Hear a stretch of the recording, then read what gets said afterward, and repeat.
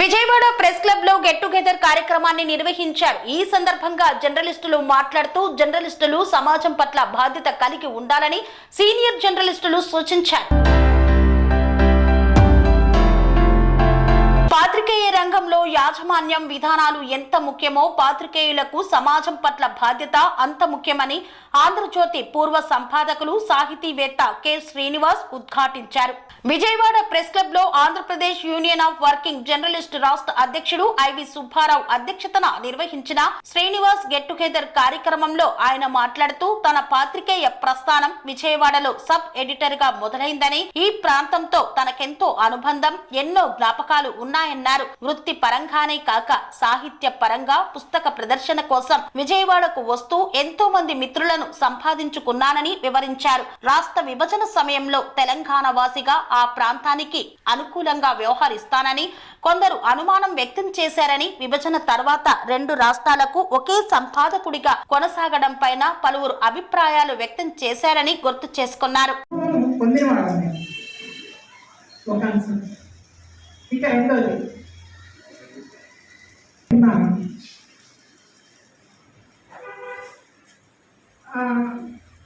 Covid తర్వాత ఒక చిన్న ఉదాహరణ చెప్తాను. కోవిడ్ తర్వాత కొన్నాళ్ళ పాటు పుస్తకం కూడా పట్టుకోవాలనిపించలేదు. అదేం వైరాగ్యమో మరేమో తెలియదు, కానీ మళ్ళీ అక్షరం వైపు నడిపించింది శ్రీనివాస్. ఏ రకమైన మానసికంగానూ ఇట్లా ఆయన ఇబ్బందిగా అనిపించినప్పుడు, మనసు పడగలేదనుకున్నప్పుడు నేను 2 పుస్తకాలు పట్టుకుంటాను.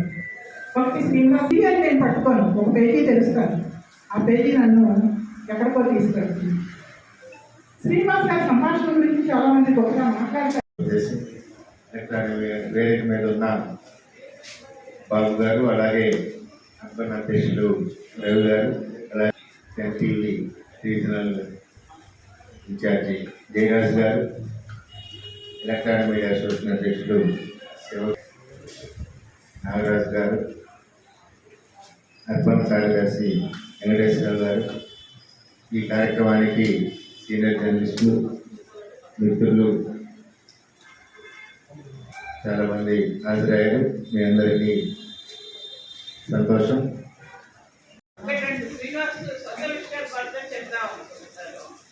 బాగా రాస్తాడు, బాగా చేస్తాడు అనే కాదు, మాకు ఇద్దరు పిల్లలు మీలో చాలా మందికి తెలుసు కదా, ఆయన అంత మంచిదండి. అందుకని చెప్పి ఇలాగే మా పిల్లలు ఎట్లా పెరిగారు అంటే, శ్రీనివాస్ హస్బెండ్ సందర్భం గుర్తుంది కదా జర్నలిస్టులో చాలా మందికి. మా అమ్మాయికి అప్పుడు అదొక స్లోగన్ నేర్చుకున్నది. స్లోగన్ ఎడిటర్జీ సంఘర్ష్ కరో హమ్ ఆప్కే సాథ్ హై అని. అట్లాగే శ్రీనివాస్ ఎప్పుడు ఏ పని చేసినా మీరందరూ తనతో ఉన్నారు కాబట్టి ఆ పనులు చేయగలిగాడు, ఆ రాతలు రాయగలిగాడు. మీరు ఇంత నుంచి అంటున్నారు కదా, మేనేజ్మెంట్ అభిప్రాయాలు కాకపోయినా ఎట్లా రాయగలిగాడు అని. అందులో మీ అందరి అభిప్రాయాలు ఉండటం వల్ల రాయగలిగాడు. ఆయన ఒక్కడే కాదు, అందరూ కలిపిన శక్తి అని చెప్పి అనుకుంటాను.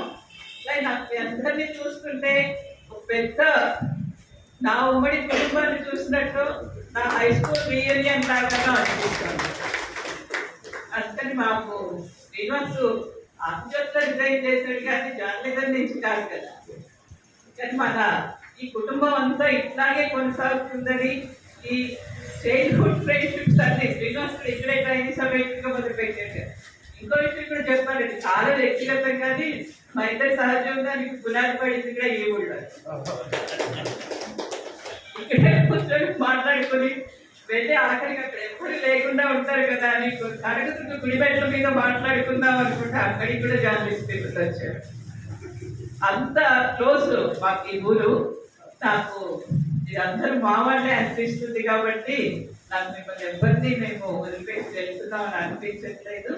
Thank you once again and really honoured to be here. Thank you.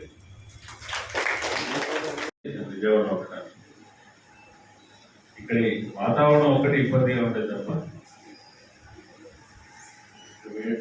వేడి తట్టుకోవడం కష్టంగా ఉంటుంది తప్ప ఇక్కడ ఆహారం కానీ విధానం కానీ అన్నీ కూడా చాలా చాలా ఆహ్లాదంగా ఉండేది. మా ఆంధ్రజ్యోతికి వచ్చి తరచు యూనిట్ విజిట్ చేయడం అది ఎట్లా అవుతుంది అంటారు. ఆఫీస్ సంబంధం కానీ ఇక్కడ సమాజంతో సంబంధాన్ని కొనసాగించేది సాహిత్యం ఒకటి ఇక్కడికి రావడం అనేది నాకు ఒక సజీవమైన సంబంధాన్ని కొనసాగిస్తూ వచ్చింది. మీకు తెలుసు, 10 సంవత్సరాల క్రితం రాష్ట్రం రెండుగా మారిపోయింది. ఇందాక ఒక మిత్రులు మాట్లాడుతూ శ్రీనివాస్ గారు తన సొంత అభిప్రాయాన్ని ఎట్లా నెగ్గుకు రాగలిగారు, సొంత అభిప్రాయంతో ఎట్లా నెగ్గుకు రాగలిగారు అని అడిగారు. మేనేజ్మెంట్ సంబంధం లేకుండా మేనేజ్మెంట్లో ఒక ఆస్పెక్ట్, సమాజం ఇంకొక ఆస్పెక్ట్. సమాజాన్ని కూడా మనం మెప్పించాల్సి ఉంటుంది. మేనేజ్మెంట్ మన మీద ఎటువంటి నియంత్రణ అదుపో లేదంటే ఒక ఏదో కలిగిస్తుందో సమాజం కూడా కలిగిస్తుంది. సమాజం కూడా మనకి ఇట్లా ఎందుకున్నాం, ఇట్లా ఎందుకు ఇక్కడ ఆంధ్ర విషయంలో న్యాయంగా ఉంటాడా లేదా అని ఆంధ్ర ప్రాంతం నుంచి ఒక పట్టింపుగా చూడటం అనేది ఉండేది. ఒక మిత్రుతో సంభాషిస్తూ నేను అన్నాను, తెలంగాణలో చాలామందికి ఆంధ్రజ్యోతి అంటే ఇష్టం లేదు, కానీ నా కోసం ఆంధ్రజ్యోతిని భరించారు అని అన్నాను. వెంటనే ఆ మిత్రుడు అన్నాడు, అట్లా ఎందుకు అనుకుంటావు, ఆంధ్రలో చాలామందికి నువ్వు అంటే ఇష్టం లేదు, ఆంధ్రజ్యోతి కోసం నిన్ను భరించారు అన్నాను. కాబట్టి ప్రజలు ఇట్లా ఉండాలి, ఇట్లా ఉండకూడదని వాళ్ళు అనుకోవడం, దానికి అనుగుణంగా మనం ఉన్నామా లేదా అని అనుక్షణం మనల్ని తూకం వేయడం అనేది చూసి ఈ మధ్యలో పనిచేయడం చాలా కష్టం. నేను రాష్ట్రాన్ని విభజించాలనుకున్నా, ప్రత్యేక రాష్ట్రంలోనే తెలంగాణకు న్యాయం జరుగుతుందని, ఆంధ్ర కూడా న్యాయం జరుగుతుందని అనుకోవడం అనేది ఇది ఒక ఎవరి మీద ద్వేషంతో కానీ వ్యతిరేకతతో కానీ అనుకున్నటువంటి ఆలోచన కాదు. అది ఒక రాజకీయ ఆలోచన అట్లా జరిగితేనే తెలంగాణ ప్రజలకు న్యాయం జరుగుతుందని, ఆ తర్వాత ఆంధ్ర ప్రజలకు కూడా అది అల్టిమేట్గా అదే మంచి అవుతుందని. కానీ విభజన జరిగిన ప్రాసెస్ వేరు, ఆ జరిగిన ప్రాసెస్లో అన్యాయం జరిగి ఉండొచ్చు.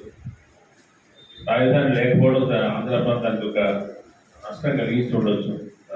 ఆ ప్రాసెసే మీకు చాలా కొన్ని రోజులు పట్టే అవకాశం ఉండొచ్చు. ఇవన్నీ ఉండొచ్చు, కానీ అమ్మినప్పుడు దానికి సంబంధించి ఎట్లా ఉంటుందంటే, మీరు చెప్తున్న వివిధ 8 పేజీ మీరు ప్రశంసిస్తున్నారు కదా, వీటిలో ఇప్పుడు అన్ని తెలంగాణ వాళ్ళే వస్తాయని ఆంధ్ర వాళ్ళు అనుకుంటారు.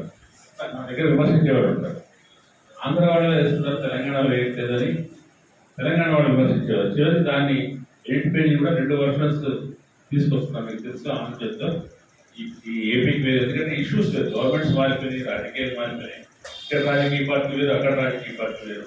కాబట్టి రాష్ట్ర కాలమ్స్ గురించి, సాహిత్యం గురించి మాట్లాడుతుంటే ఆంధ్రజ్యోతితో 17 సంవత్సరాల ప్రయాణంలో నేను చాలా ఎంజాయ్ చేసింది ఏంటంటే, ఇక్కడ ప్రజల జీవితాన్ని దగ్గరగా పరిశీలిస్తున్నాం.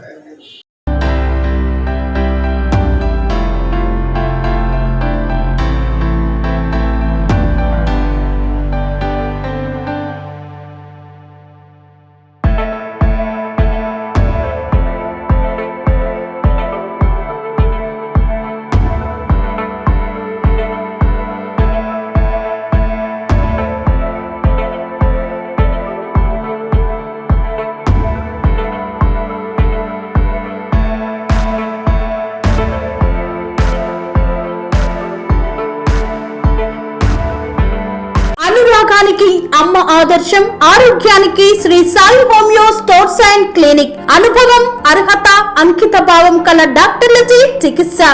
అన్ని రకాల ఆరోగ్య సమస్యలకు నమ్మకమైన ఎంపిక Shri Sai homeo stores and clinic.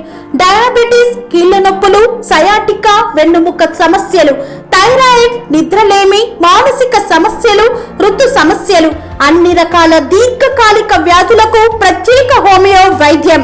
అందరికీ అందుబాటులో అంతర్జాతీయ హోమియో వైద్యం Shri Sai homeo stores and clinic. మీ ఆరోగ్య సమస్య ఏదైనా ఇప్పుడు పరిష్కారం సాధ్యం. సైడ్ ఎఫెక్ట్ లేని వైద్యంతో సంపూర్ణ ఆరోగ్యం కొరకు సంప్రదించండి Shri Sai homeo clinic and stores, Bhavani Nagar, Ambedkar Nagar road, old Alwal, Secunderabad. సంప్రదించాల్సిన ఫోన్ నంబర్స్ 9000751751 మరియు 9000422525.